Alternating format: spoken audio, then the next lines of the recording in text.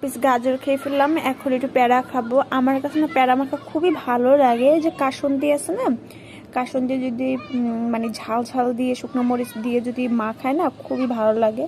তো আসলে বাসায় এখন আমি একা আছি, মানে আমার দেবর আছে, ও তো আসলে এরকম পছন্দ করে না, আর আমার একাও খেতে ভালো লাগতেছে না, তাই এরকমই খেলাম মরিচ আর লবণ দিয়ে মাখিয়ে। কি ভালো লাগছিল, ঝাল ঝাল।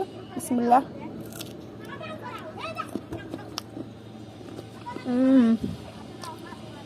মানে ঝাল ঝাল তো একটু আসছে, বা পেঁয়াজটাও খুব মিষ্টি, সত্যি অনেক মজা।